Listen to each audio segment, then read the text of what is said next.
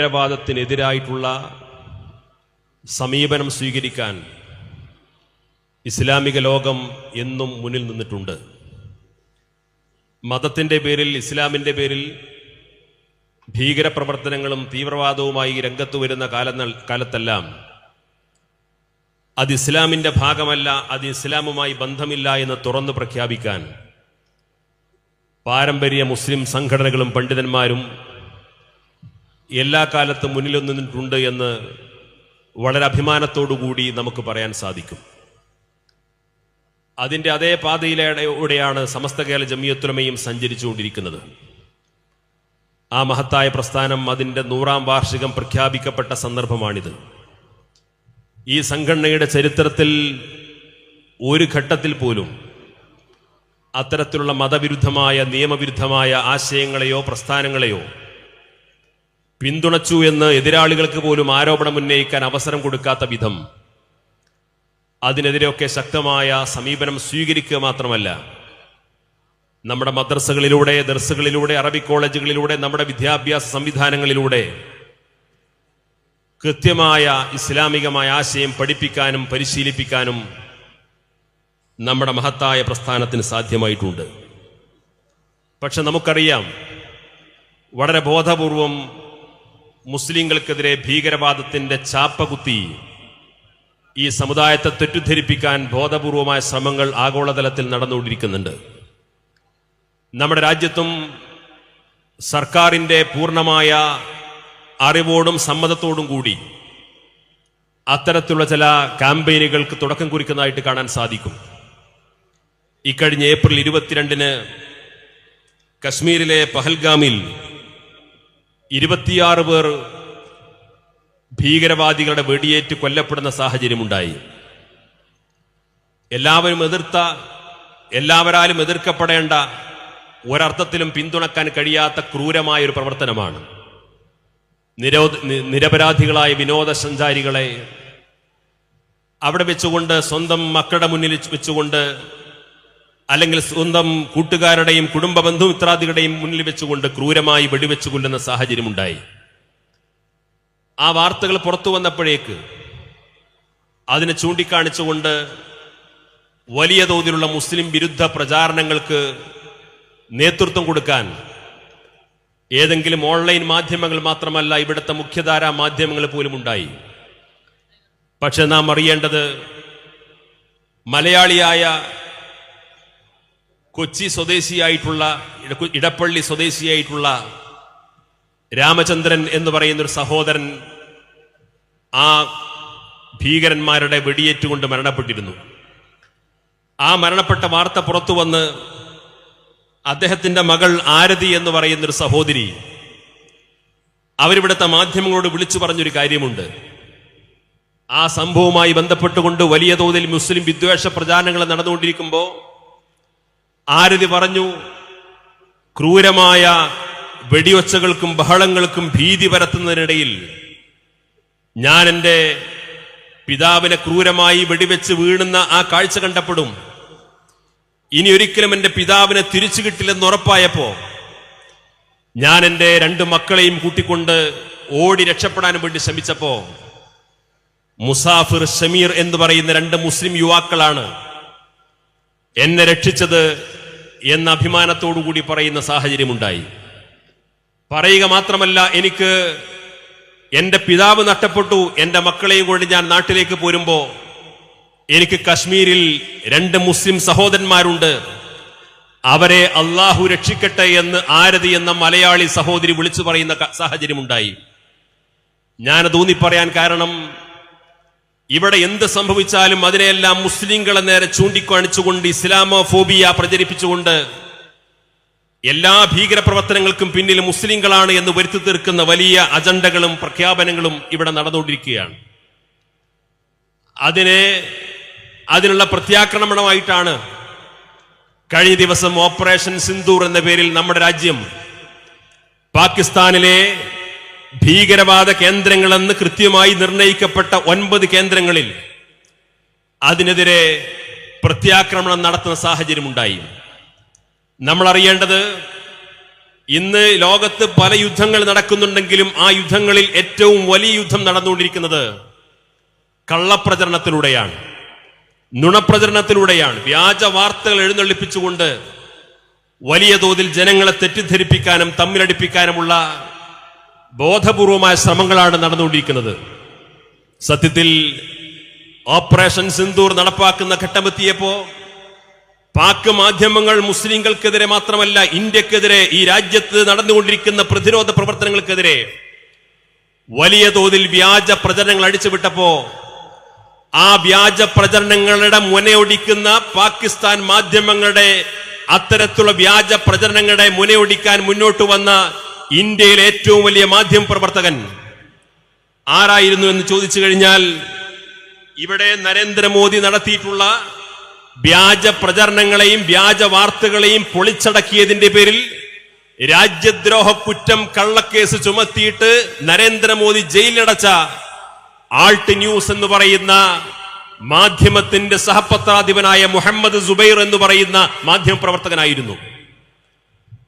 ഏതാനും ആഴ്ചകൾക്ക് മുമ്പ് വരെ, ഏതാനും ദിവസങ്ങൾക്ക് മുമ്പ് വരെ മുഹമ്മദ് സുബൈർ ഈ രാജ്യത്തെ കേന്ദ്ര സർക്കാരിന്റെ മുമ്പിൽ രാജ്യദ്രോഹിയായിരുന്നു. അവർക്ക് അദ്ദേഹം കള്ളവാർത്തകൾ ചമയ്ക്കുന്നയാളായിരുന്നു.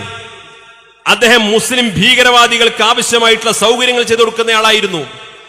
പക്ഷേ പാകിസ്ഥാൻ മാധ്യമങ്ങൾ ഇന്ത്യക്കെതിരെ വ്യാജ വാർത്ത ചമച്ച് രംഗത്ത് വന്നപ്പോ ആ വ്യാജ വാർത്തകളെ ചൂണ്ടിക്കാണിച്ചുകൊണ്ട് അതിന്റെ ആധികാരികതയെ ചോദ്യം ചെയ്തുകൊണ്ട് അത് കള്ളവാർത്തയാണെന്ന് ലോകത്തോട് വിളിച്ചു പറഞ്ഞ ഏറ്റവും പ്രധാനപ്പെട്ട മാധ്യമപ്രവർത്തകൻ ഏതാനും ദിവസങ്ങൾക്ക് മുമ്പ് വരെ നരേന്ദ്രമോദിയുടെയും യോഗിയുടെയും മുമ്പിൽ രാജ്യദ്രോഹിയായി കള്ളക്കേസ് ചുമത്തി ജയിലടക്കിച്ച് രാജ്യദ്രോഹി എന്ന് വിളിച്ച മുഹമ്മദ് സുബൈർ എന്ന് പറയുന്ന മുസ്ലിം മാധ്യമ പ്രവർത്തകനായിരുന്നു. ഞാൻ പറഞ്ഞു വരുന്ന കാര്യം, ഇവിടെ നമ്മുടെ രാജ്യത്ത് എന്ത് സംഭവിച്ചാലും അതിനെ ചൂണ്ടിക്കാണിച്ചുകൊണ്ട് വലിയ തോതിലുള്ള മുസ്ലിം വിദ്വേഷ പ്രചരണങ്ങൾ അടിച്ചുവിട്ട് മുസ്ലിങ്ങൾ എന്ന് പറഞ്ഞാൽ അവർ അപകടകാരികളാണ്, അവരടുപ്പിക്കാൻ പാടില്ലാത്തവരാണ്, അവർ ഈ നാടിന്റെ ശത്രുക്കളാണ് എന്ന് വരുത്തി തീർക്കാൻ ബോധപൂർവമായ ശ്രമങ്ങളാണ് ഇവിടെ നടന്നുകൊണ്ടിരിക്കുന്നത്. അതുകൊണ്ടാണ് ഇത്തരത്തിലുള്ള യാഥാർത്ഥ്യങ്ങളൊക്കെ നിലനിൽക്കെ തന്നെ ഒരു കാര്യം ഞാൻ പ്രത്യേകമായിട്ട് സൂചിപ്പിക്കുന്നു. പഹൽഗാമിലെ ആ ഭീകര ആക്രമത്തെ എല്ലാവരും എതിർക്കുന്നു, ശക്തമായി വിമർശിക്കുന്നു. ആർക്കും അതിനെ പിന്തുണക്കാൻ കഴിയില്ല. നിഷ്ഠൂരമായ പ്രവർത്തനമാണ്. ആക്രമത്തിന് പിന്നിൽ പ്രവർത്തിച്ചിട്ടുള്ള മുഴുവൻ ആളുകളെയും നിയമത്തിന് മുമ്പിൽ കൊണ്ടുവന്ന് പരമാവധി ശിക്ഷ വാങ്ങിച്ചു കൊടുക്കണമെന്ന കാര്യത്തിൽ ആർക്കും തർക്കമില്ല. ഓപ്പറേഷൻ സിന്ദൂർ, അതിനെതിരായിട്ടുള്ള പ്രത്യാക്രമണം നമ്മുടെ രാജ്യത്ത് നടന്നപ്പോ ഇന്ത്യ രാജ്യത്ത് 140 കോടി ജനങ്ങളും അതിനനുകൂലമായിട്ട് പിന്തുണ പ്രഖ്യാപിച്ചു. ഈ രാജ്യത്തിന്റെ കൂടെ നിൽക്കുന്ന, രാജ്യത്തിന്റെ പ്രതിരോധ പ്രവർത്തനങ്ങൾക്ക് വേണ്ടി അതിന്റെ കൂടെ നിൽക്കുന്ന സാഹചര്യം ഉണ്ടായി. അതെല്ലാം ശരിവെച്ചുകൊണ്ട് തന്നെ പറയുന്നു, എന്നാൽ 26 നിരപരാധികളെ ഭീകരവാദികൾക്ക് വെടിവെച്ചു കൊല്ലാൻ അവസരം സൃഷ്ടിക്കപ്പെടുന്ന സംഭവത്തിൽ കേന്ദ്ര ഗവൺമെന്റിന്റെ സുരക്ഷാ വീഴ്ച ഇനി ചർച്ച ചെയ്യാതിരുന്നുകൂടാ എന്ന് പ്രത്യേകമായിട്ട് നമ്മൾ തിരിച്ചറിയേണ്ടതാണ്. ഇതെല്ലാം നടന്നു, പ്രത്യാക്രമണവും നടന്നു. പക്ഷേ ഇപ്പോഴും അവിടെ ബാക്കി നിൽക്കുന്നത് 26 നിരപരാധികൾ കൊല ചെയ്യപ്പെട്ട ആ സംഭവത്തിൽ അതിലെ കേന്ദ്ര സർക്കാരിന്റെ സുരക്ഷാ വീഴ്ചയെക്കുറിച്ച് രാജ്യം ചർച്ച ചെയ്യണം. അത് മൂടിവെക്കാൻ ഒരു ഓപ്പറേഷൻ സിന്ദൂർ കൊണ്ടും സാധ്യമല്ല എന്ന് സാന്ദർഭികമായിട്ട് സൂചിപ്പിക്കാൻ ഈ അവസരം ഉപയോഗപ്പെടുത്തുകയാണ്. അതുമാത്രമല്ല, ഇതെല്ലാം നടന്നു, രാജ്യത്തിന്റെ മുഖച്ഛായ തന്നെ മാറി. ആഗോളതലത്തിൽ തന്നെ ഇന്ത്യയുമായി ബന്ധപ്പെട്ട ചർച്ചകളും വാർത്തകളും എല്ലാം മാറി. എല്ലാം മാറിയിട്ടുണ്ടെങ്കിൽ പോലും വഖഫ് ഭേദഗതി നിയമം ഇവിടെ പാസാക്കപ്പെട്ടിട്ടുണ്ട്. അത് മറക്കാൻ സമയമായിട്ടില്ല. ബുൾഡോസർ രാജിലൂടെ ഉത്തരേന്ത്യയിലെ തെരുവോരങ്ങളിൽ 100 കണക്കിന് പള്ളികളും 1000 മുസ്ലിം വീടുകളും തകർത്തെറിഞ്ഞിട്ടുണ്ട്. അത് മറക്കാൻ സമയമായിട്ടില്ല. അതിനെല്ലാം പരിഹാരമുണ്ടാകണം. അതിനെല്ലാം നിയമപരമായ നീതിപീഠങ്ങൾ ഇടപെടണം. അവിടെയെല്ലാം മുസ്ലിം സമുദായത്തിന്റെ അവകാശാധികാരങ്ങൾ തിരിച്ചു ലഭ്യമാകുന്ന ഒരു സാഹചര്യത്തിലേക്ക് നമ്മുടെ രാജ്യം നയിക്കപ്പെടണമെന്നത് എന്തെല്ലാം പുകമറ സൃഷ്ടിച്ചുകൊണ്ട് രാജ്യത്തെ സർക്കാരിന് മുന്നോട്ട് പോകാൻ സാധിച്ചാലും അതെല്ലാം ഇവിടെ ശേഷിപ്പുണ്ട്. അതെല്ലാം രാജ്യത്തെ മുസ്ലിങ്ങളോ ന്യൂനപക്ഷങ്ങളോ അധസ്ഥിത വിഭാഗത്തിനോ മറക്കാനും വിസ്മരിക്കാനും കഴിയാത്ത വലിയ വലിയ അപകടകരമായ നിയമനിർമ്മാണങ്ങളാണ് നമ്മുടെ രാജ്യത്ത് ഉണ്ടാക്കപ്പെട്ടിരിക്കുന്നത് എന്നത് പറയാതിരിക്കാൻ നിർവാഹമില്ല. നമ്മൾ അറിയണം, ഈ ഓപ്പറേഷൻ സിന്ദൂറിന്റെ ഏതാനും ദിവസങ്ങൾക്ക് മുമ്പാണ് കേന്ദ്ര സർക്കാർ പ്രഖ്യാപിച്ചു ഇന്ത്യയിൽ ജാതി സെൻസസ് നടപ്പാക്കും. ഇന്ത്യയിൽ ജാതി സെൻസസ് നടപ്പാക്കും. ഒരു കാലത്ത് ജാതി സെൻസസ് ഇന്ത്യയിൽ നടപ്പാക്കണമെന്ന് ആവശ്യപ്പെട്ടപ്പോ അതിവിടെ ജാതീയമായ അകൽച്ചക്കും മതപരമായ സ്പർദ്ധക്കും കാരണമാകും. ഒരിക്കലും ഇന്ത്യയിൽ ജാതി സെൻസസ് നടപ്പാക്കാൻ പാടില്ല എന്ന് വാദിച്ചവരായിരുന്നു BJP. ഇവിടുത്തെ പല മുഖ്യധാരാ കക്ഷികളും ജാതി സെൻസസിനെതിരായിരുന്നു. കാരണം നമ്മുടെ ബ്യൂറോക്രസി ആണെങ്കിലും രാഷ്ട്രീയ പാർട്ടികളുടെ നേതൃത്വമാണെങ്കിലും രാജ്യത്തിന്റെ മുഖ്യധാരയാണെങ്കിലും എല്ലാം കൈയടക്കി വെച്ചിരിക്കുന്നത് ഇവിടുത്തെ ഉന്നത കുലജാതിയിൽപ്പെട്ട ആളുകളാണ്. അപ്പൊ സ്വാഭാവികമായും നമ്മുടെ രാജ്യത്ത് പൗരന്മാരുടെ സെൻസസ് എടുക്കുമ്പോ അവരുടെ മതവും ജാതിയും ഉപജാതിയും ഉൾപ്പെടെ അവർക്ക് ലഭ്യമായ അവസരങ്ങളും അവരുടെ പ്രാതിനിധ്യവുമെല്ലാം വിശദമായ ഒരു സ്ഥിതിവിവര കണക്ക് പുറത്തു വന്നു കഴിഞ്ഞാൽ സ്വാഭാവികമായും ഈ രാജ്യത്തെ കോടിക്കണക്കിന് വരുന്ന ന്യൂനപക്ഷങ്ങൾ, പിന്നാക്ക ജനവിഭാഗത്തിൽപ്പെട്ട ആളുകൾ, ഇവിടുത്തെ മുസ്ലിങ്ങൾ ഉൾപ്പെടുന്ന പല ന്യൂനപക്ഷ ജനവിഭാഗത്തിനും ഈ രാജ്യത്തിന് ജനസംഖ്യാനുപാതികമായ പ്രാതിനിധ്യം എത്തിയിട്ടില്ല എന്ന സത്യം പുറത്തു വരും. അത് പുറത്തു വന്നു കഴിഞ്ഞാൽ സ്വാഭാവികമായിട്ടും ഇവിടുത്തെ വിഭവ വിതരണത്തിലെ അസന്തുലിതാവസ്ഥ എല്ലാവർക്കും ബോധ്യമാകും. അപ്പൊ സ്വാഭാവികമായി ഇവിടുത്തെ പിന്നാക്കം നിൽക്കുന്ന ജനവിഭാഗങ്ങൾക്ക് ഈ രാജ്യത്തിന്റെ വിഭവം നിയമാനുസൃതമായി നീതിപൂർവമായി വിതരണം ചെയ്യപ്പെടേണ്ടി വരും. അതുകൊണ്ട് തന്നെ രാജ്യത്തെന്നും ജാതി സെൻസസ് നടപ്പാക്കാൻ പാടില്ല എന്ന സമീപനമാണ് സ്വീകരിക്കാറുള്ളത്. 2001 സെൻസസ് നടന്ന സമയത്ത് നമ്മുടെ രാജ്യത്ത് മതവും ജാതിയും തിരിച്ചുള്ള സെൻസസ് നടപ്പാക്കണമെന്ന് ആവശ്യപ്പെട്ടിരുന്നു. വലിയ മുറവിളി കൂട്ടി. പക്ഷെ ഇവിടെ സെൻസസ് നടന്നപ്പോ ആ സെൻസസ് നടപ്പാക്കിയില്ല. 2011 ആവശ്യമുണ്ടായിരുന്നു. 2011 സെൻസസ് നടപ്പാക്കാൻ തുടങ്ങിയ സമയത്ത് നമ്മുടെ രാജ്യത്ത് ഇതുമായി ബന്ധപ്പെട്ടുകൊണ്ട് വലിയ തോതിൽ പാർലമെന്റിൽ ബഹളം വരെ ഉണ്ടായി. പക്ഷേ അന്ന് നടപ്പാക്കാമെന്ന് പറഞ്ഞു. പക്ഷേ സെൻസസ് നടപ്പാക്കിയപ്പോ ജാതി സെൻസസിലേക്ക് കടന്നു വന്നില്ല. അവസാനം ഏതാനും വർഷങ്ങൾക്ക് ശേഷം 2021-22 വർഷത്തിൽ ഇവിടെ സെൻസസ് അല്ലാതെ ജാതി വിദ്യാഭ്യാസ സാമ്പത്തിക സർവേ നടപ്പാക്കാൻ കേന്ദ്ര സർക്കാർ മുന്നോട്ട് വന്നു. ആ സർവേ നടത്തി. പക്ഷേ സർവേ നടത്തി ഈ നിമിഷം വരെ അതിൽ ചില പാകപ്പിഴവുകൾ ഉണ്ട് എന്ന കാരണം പറഞ്ഞുകൊണ്ട് ഇന്നുവരെ ആ റിപ്പോർട്ട് പുറത്തു വന്നിട്ടില്ല. ഈ രീതിയിലുള്ള ബോധപൂർവം നമ്മുടെ രാജ്യത്ത് ഈ മുസ്ലിം സമുദായവും മറ്റു പിന്നാക്ക ജനവിഭാഗവും ഇവിടുത്തെ സാമുദായികമായ പ്രാതിനിധ്യം ലഭ്യമാകാതെ വളരെ പിറകിലാണെന്ന് യാഥാർത്ഥ്യം തുറന്നു പറയാൻ ഇന്ന് വിസ്മരിച്ചുകൊണ്ടിരിക്കുകയാണ്. നമ്മുടെ രാജ്യത്തെ ചുറ്റുപാടനുസരിച്ചുകൊണ്ട് 2011 സെൻസസ് അനുസരിച്ചുകൊണ്ട് നമ്മുടെ രാജ്യത്ത് മുസ്ലിം സമുദായത്തിന്റെ സാക്ഷരതാ നിരക്ക് 57%. നമ്മൾ ആലോചിക്കണം, ഈ രാജ്യത്തെ ഏറ്റവും വലിയ ന്യൂനപക്ഷം, ഈ രാജ്യത്തെ പ്രബല ന്യൂനപക്ഷമായ ഇന്ത്യയിലെ മുസ്ലിങ്ങളുടെ സാക്ഷരതാ നിരക്ക് 57%. അതിന്റെ അർത്ഥം ഈ രാജ്യത്ത് 20 കോടിയോളം വരുന്ന മുസ്ലിങ്ങളിൽ പകുതിയോളം വരുന്ന മുസ്ലിങ്ങൾക്ക് എഴുത്തും വായനയും അറിയില്ല എന്ന യാഥാർത്ഥ്യം നമ്മൾ തിരിച്ചറിയണം. നമ്മുടെ രാജ്യത്തെ മുസ്ലിം സമുദായത്തിന്റെ സാക്ഷരതാ നിരക്ക് അതാണ്. എന്നാൽ കേരളത്തിലേക്ക് തിരിച്ചു വന്നാലോ, എല്ലാം നേടിയെന്ന് നമ്മൾ പറയാറുണ്ട്. സാമ്പത്തികമായി നമ്മൾ അഭിവൃദ്ധിപ്പെട്ടിട്ടുണ്ടാകാം, നമുക്ക് അനുകൂലമായിട്ടുള്ള പല സാഹചര്യങ്ങളും ഉണ്ടാകാം, നമ്മുടെ രാഷ്ട്രീയവും മതപരവുമായിട്ടുള്ള സംഘടിതമായ പ്രവർത്തനങ്ങൾ കൊണ്ട് ഒരുപാട് മുന്നേറ്റം നമ്മുടെ സമൂഹത്തിൽ ഉണ്ടാക്കാൻ സാധിച്ചിട്ടുണ്ട്. പക്ഷേ നമ്മുടെ രാജ്യത്ത്, നമ്മുടെ സംസ്ഥാനത്ത് ഈ കഴിഞ്ഞ 2024 ജൂൺ 19 നമ്മുടെ മലപ്പുറം MLA ഉബൈദുള്ള സാഹിബ് നിയമസഭയിൽ ചോദിച്ച ചോദ്യത്തിന് ഉത്തരമായി അന്നത്തെ മന്ത്രി K. രാധാകൃഷ്ണൻ നൽകിയ കണക്കനുസരിച്ചുകൊണ്ട് കേരളത്തിലെ മുസ്ലിം സമുദായത്തിന് ഇവിടുത്തെ ജനസംഖ്യാപരമായ പ്രാതിനിധ്യം 28.1%. കേരളത്തെ മൊത്തം ജനസംഖ്യയിൽ 28% മുസ്ലിങ്ങളാണ്. പക്ഷേ എല്ലാം നേടിയെന്ന് അവകാശപ്പെടുന്ന നമ്മുടെ സംസ്ഥാനത്ത് 28% ജനസംഖ്യയുള്ള മുസ്ലിങ്ങൾക്ക് ഈ രാജ്യത്തെ സംസ്ഥാനത്ത് സർക്കാർ സർവീസിലുള്ള പ്രാതിനിധ്യം 13.52% മാത്രമാണ്. നമ്മൾ എത്രത്തോളം പിന്നാക്കമാണ്. അപ്പൊ സ്വാഭാവികമായിട്ടും ജാതി സെൻസസ് എന്തുകൊണ്ട് നടപ്പാക്കണമെന്ന് ചോദിച്ചു കഴിഞ്ഞാൽ ഈ രാജ്യത്തെ ഓരോ മതവിഭാഗത്തിനും മതപരമായി ജാതീയമായി അവരെ വേർതിരിച്ചുകൊണ്ട് അവർക്ക് ഈ രാജ്യത്ത് എത്രത്തോളം സർക്കാർ സർവീസിലും തൊഴിൽ മേഖലയിലും വിദ്യാഭ്യാസ രംഗത്തും പ്രാതിനിധ്യം നേടിയിട്ടുണ്ട് എന്നതിന്റെ സർക്കാരിന്റെ ആധികാരികമായ കണക്ക് പുറത്തു വന്നു കഴിഞ്ഞാൽ ഇവിടെ ഇന്ന് നടന്നുകൊണ്ടിരിക്കുന്ന സംവരണങ്ങൾ പുനർനിർണയിക്കേണ്ടി വരും. ഇവിടെ നടക്കുന്ന പല ക്ഷേമ പദ്ധതികളും പുനർനിർണയിക്കേണ്ടി വരും. ഇവിടെ പല പിന്നാക്കത്തിന്റെയും അതേപോലെ മറ്റു പല ഓമനപ്പേരുകൾ ഇട്ടുകൊണ്ട് പല രീതിയിലുള്ള ആനുകൂല്യങ്ങൾ പറ്റുന്ന ആളുകളെ സംബന്ധിച്ചിടത്തോളം അവരെ ഒന്നും നമ്മൾ ആക്ഷേപിക്കുന്നില്ല. പക്ഷേ അർഹതപ്പെട്ട ന്യായമായ നീതിപൂർവമായ അവകാശങ്ങളെ ഈ സമുദായത്തിന് വകവെച്ചു കൊടുക്കേണ്ടി വരും. അതുകൊണ്ട് തന്നെ നമ്മുടെ രാജ്യത്ത് ഈ ജാതി സെൻസസ് നടപ്പാക്കണമെന്ന കാര്യത്തിൽ ഒരു വിട്ടുവീഴ്ചക്കും നമ്മൾ സന്നദ്ധമാകാൻ പാടില്ല. നമ്മുടെ രാജ്യത്ത് അത് നടപ്പാക്കിയേ തീരൂ. രാഹുൽ ഗാന്ധി ഭാരത് ജോഡോ യാത്ര നടത്തിയപ്പോ അദ്ദേഹം ഉന്നയിച്ചു ഇന്ത്യയിൽ ജാതി സെൻസസ് നടപ്പാക്കണം. ജാതി സെൻസസ് നടപ്പാക്കണം. നമുക്കറിയാം ഇവിടെ ബീഹാറിൽ ജാതി സെൻസസ് നടപ്പാക്കി, സംസ്ഥാന ഗവൺമെന്റാണ് നടപ്പാക്കിയത്. തെലങ്കാനയിൽ സംസ്ഥാന ഗവൺമെന്റ് ജാതി സെൻസസ് നടത്തി. ആ ജാതി സെൻസസ് അനുസരിച്ചുകൊണ്ട് ചെറിയ ചില ക്ഷേമ പദ്ധതികൾ അവർ ആവിഷ്കരിച്ചു.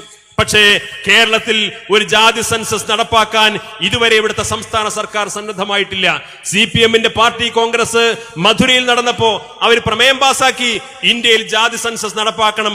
ജാതി സെൻസസ് നടപ്പാക്കാൻ താല്പര്യമില്ലെന്ന് സുപ്രീം കോടതിയിൽ അഫിഡവിറ്റ് കൊടുത്തിട്ടുള്ള കേന്ദ്ര സർക്കാരിനോട് ജാതി സെൻസസ് നടപ്പാക്കണമെന്ന് ആവശ്യപ്പെടുന്നതിനേക്കാൾ സ്വന്തം അധികാരവും ഭരണവുമുള്ള കേരളത്തിൽ നടപ്പാക്കാൻ നമ്മുടെ സംസ്ഥാന സർക്കാർ സന്നദ്ധമാകണം എന്നാണ് നമുക്കതുമായി ബന്ധപ്പെട്ടുകൊണ്ട് പറയാറുള്ളത്.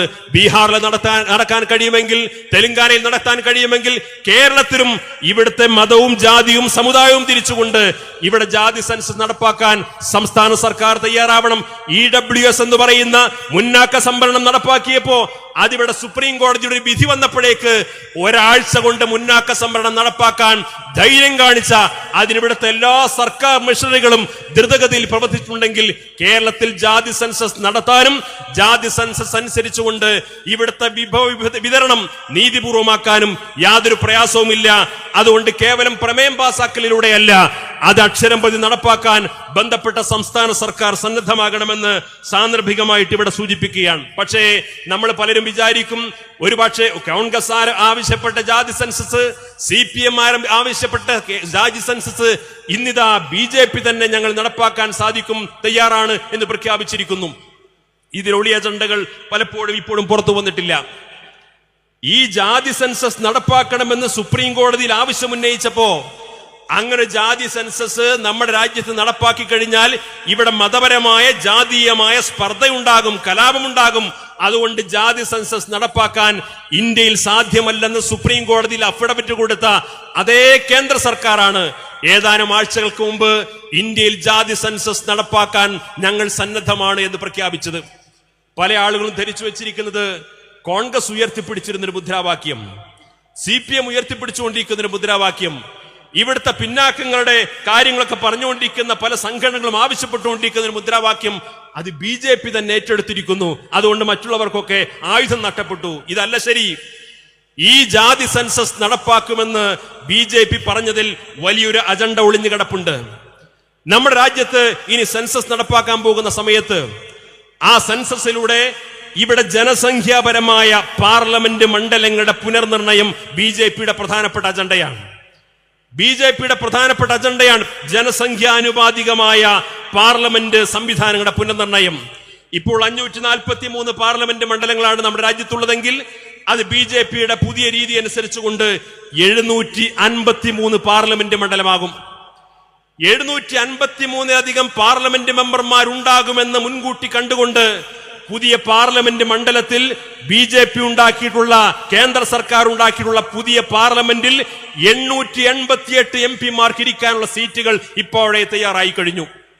നമ്മൾ ആലോചിക്കണം, 888 MP-മാർക്ക് ഇരിക്കാൻ ആവശ്യമായ പാർലമെന്റ് മണ്ഡലം ഉദ്ഘാടനം ചെയ്തതിനു ശേഷം ഇപ്പോൾ ജാതി സെൻസസ് നടപ്പാക്കാൻ പാടില്ലെന്ന് പറഞ്ഞ അതേ കേന്ദ്ര സർക്കാർ ഇപ്പോൾ നമ്മുടെ നാട്ടിൽ ചെയ്തുകൊണ്ടിരിക്കുന്നത് ജാതി സെൻസസ് നടപ്പാക്കുമെന്ന് അവർ പ്രഖ്യാപിച്ചിരിക്കുന്നു.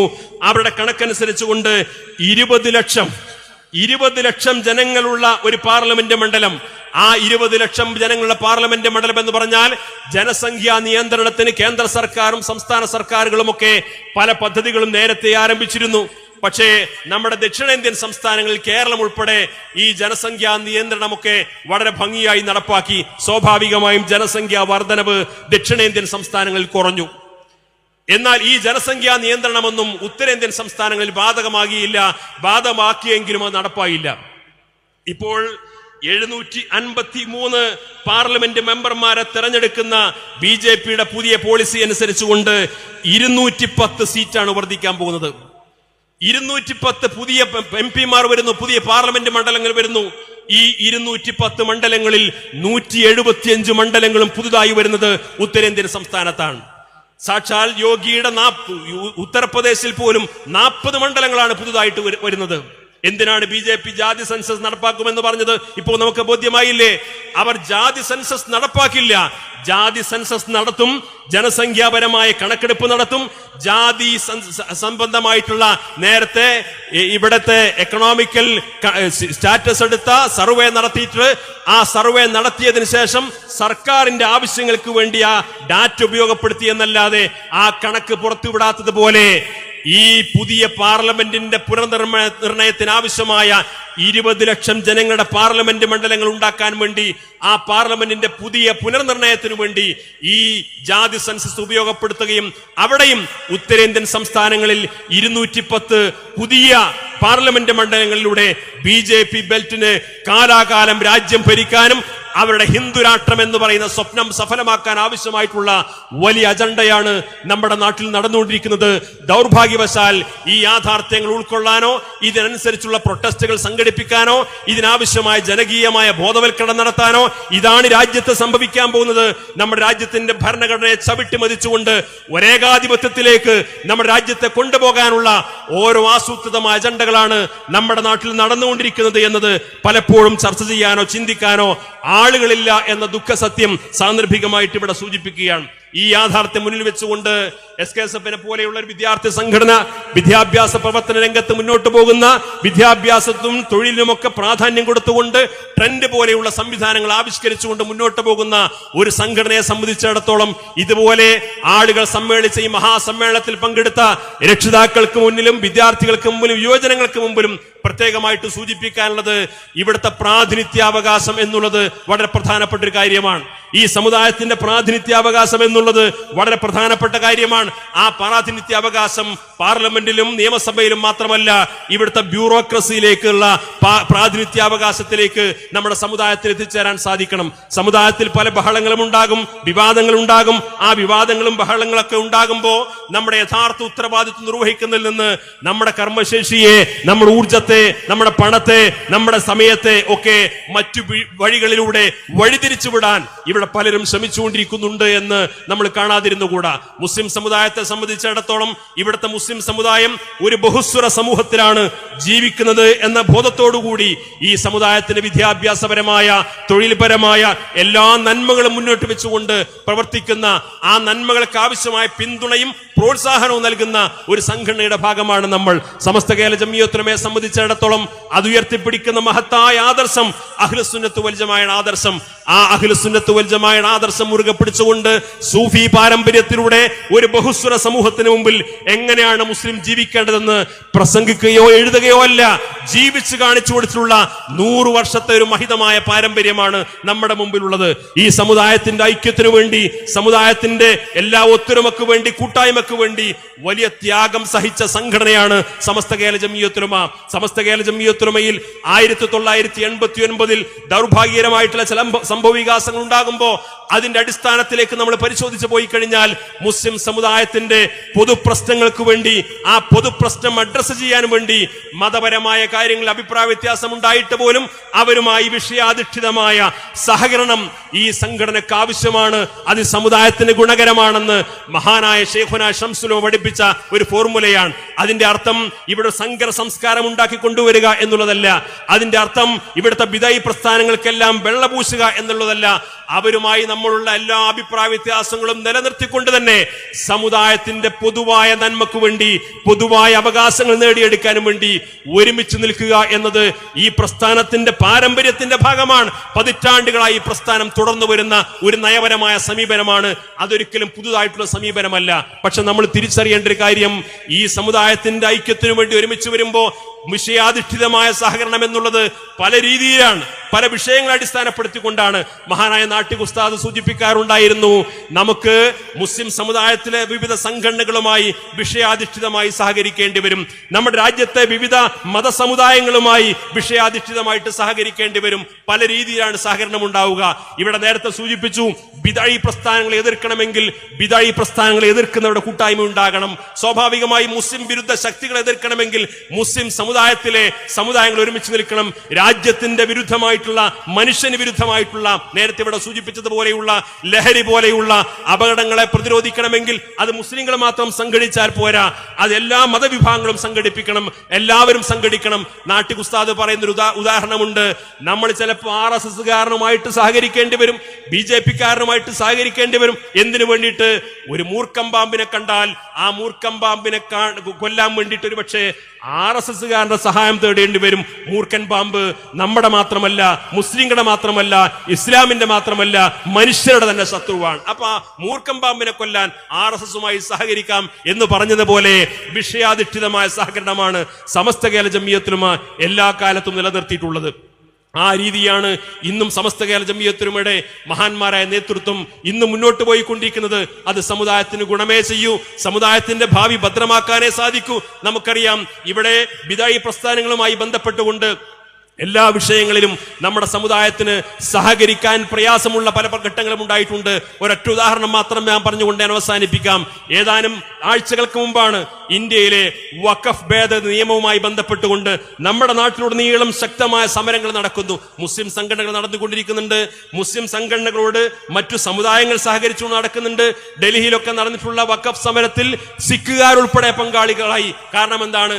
അത് ഈ രാജ്യത്തിന്റെ ഭരണഘടനയെ ദുരുപയോഗം ചെയ്തുകൊണ്ട് ഒരു ന്യൂനപക്ഷ വിഭാഗത്തെ അവരുടെ അസ്തിത്വം ചോദ്യം ചെയ്യാനും വേണ്ടി ഈ രാജ്യത്തെ കേന്ദ്ര സർക്കാർ കൊണ്ടുവന്ന അപകടകരമായ ഒരു നിയമമാണ് എന്ന് തിരിച്ചറിയുവാൻ. പക്ഷേ നമ്മൾ തിരിച്ചറിയേണ്ടത്, ഈ രാജ്യത്തെ മുസ്ലിങ്ങൾ നേരിട്ടുകൊണ്ടിരിക്കുന്ന പ്രതിസന്ധിയെ മറികടക്കേണ്ടത് അത് മുസ്ലിങ്ങൾക്ക് ഒറ്റയ്ക്ക് സാധിക്കില്ല.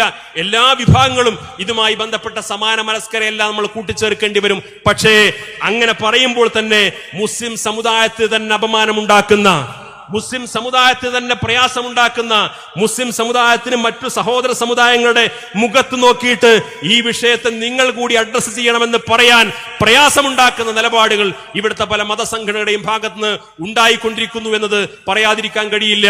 സോളിഡാരിറ്റി എന്ന് പറയുന്ന ജമാഅത്തെ ഇസ്ലാമിയുടെ യുവജന വിഭാഗം കഴിഞ്ഞ ദിവസം കോഴിക്കോട് എയർപോർട്ടിലേക്ക് വഖഫ് നിയമവുമായി ബന്ധപ്പെട്ടുകൊണ്ട് പ്രക്ഷോഭം നടത്തി.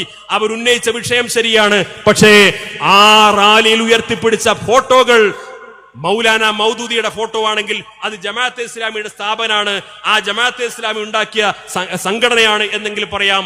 സയ്യിദ് കുത്തുബിന്റെ, ഹസനുൽ ബന്നയുടെ, ലോകത്തെ വിവിധ രാജ്യങ്ങളിൽ നിരോധിക്കപ്പെട്ട ഇസ്ലാമിക് ബ്രദർഹുഡിന്റെ സ്ഥാപക നേതാക്കളുടെ ഫോട്ടോകൾ കോഴിക്കോട്ട് എയർപോർട്ടിൽ ഉയർത്തിപ്പിടിച്ചുകൊണ്ട് മുദ്രാവാക്യം വിളിക്കുമ്പോൾ ഈ രാജ്യത്തൊരു ബഹുസ്വര സമൂഹത്തിന്റെ മുമ്പിൽ നിന്നുകൊണ്ട് ഹിന്ദുവിന്റെ പ്രശ്നമല്ല, മുസ്ലിമിന്റെ പ്രശ്നമല്ല, ഇത് ഭരണഘടനാ പ്രശ്നമാണെന്ന് പറഞ്ഞുകൊണ്ട് ഈ രാജ്യത്തെ എല്ലാ വിഭാഗം ജനങ്ങളും കൂട്ടായ്മയോടുകൂടി മുന്നോട്ട് പോകുമ്പോൾ ഈ സമുദായത്തെ മറ്റുള്ളവർക്കിടയിൽ തെറ്റിദ്ധരിപ്പിക്കാൻ വേണ്ടി ശ്രമിച്ചുകൊണ്ടിരിക്കുന്ന ഇത്തരം ആളുകളോട് സഹകരിച്ചുകൊണ്ട് നാം ഇതുപോലുള്ള സമരങ്ങൾ നടത്തിക്കഴിഞ്ഞാൽ നമ്മുടെ കൂടെ സഹോദര സമുദായങ്ങൾ സഹകരിക്കില്ല. നമ്മുടെ കൂടെ സഹോദര സമുദായങ്ങൾ നമ്മെ സംശയത്തിന്റെ മുൾമുനയിൽ നിർത്തും. അതുകൊണ്ട് ഒരു ബഹുസ്വര സമൂഹത്തിൽ എങ്ങനെയാണ് മുസ്ലിം സമുദായം സമരം ചെയ്യേണ്ടത്, എങ്ങനെയാണ് പണ്ഡിതന്മാരുടെ ദൗത്യം നിർവഹിക്കേണ്ടത്, എങ്ങനെയാണ് അവർ വിദ്യാഭ്യാസം നൽകേണ്ടത്, എങ്ങനെയാണ് പള്ളി നടത്തേണ്ടത്, എങ്ങനെയാണ് ദർസ് നടത്തേണ്ടത്, എങ്ങനെയാണ് അറബി കോളേജ് നടത്തേണ്ടത്, എങ്ങനെയാണ് സംഘടനാ പ്രവർത്തനം നടത്തേണ്ടത്, ഇതെല്ലാം സമസ്ത കേരള ജംഇയ്യത്തുലമയുടെ ദീർഘവീക്ഷണമുള്ള പണ്ഡിതന്മാർ മനോഹരമായി പഠിപ്പിച്ചു തന്നിട്ടുണ്ട്. ആ പൂർവികമായ പാരമ്പര്യത്തെ മുറുകെ പിടിച്ചുകൊണ്ട് ആ നേതൃത്വത്തിന്റെ ആഹ്വാനങ്ങൾക്കും താക്കീതുകൾക്കും വിധേയമായി നമുക്ക് മുന്നോട്ട് പോകാൻ സാധിക്കണം. അള്ളാഹു അനുഗ്രഹിക്കുമാറാകട്ടെ എന്ന് പ്രാർത്ഥിച്ചുകൊണ്ട് ഈ സമ്മേളനത്തിൽ എല്ലാവിധ അഭിവാദ്യങ്ങളും നേർന്നുകൊണ്ട് ഇതിനുവേണ്ടി പ്രവർത്തിച്ച എല്ലാവരിൽ നിന്നും ജീവിതത്തിൽ ഏറ്റവും നല്ല സൽക്രമമായി ഈ സംരംഭത്തെ അള്ളാഹു കബൂൽ ചെയ്യുമാറാകട്ടെ എന്ന് പ്രാർത്ഥിക്കുന്നു.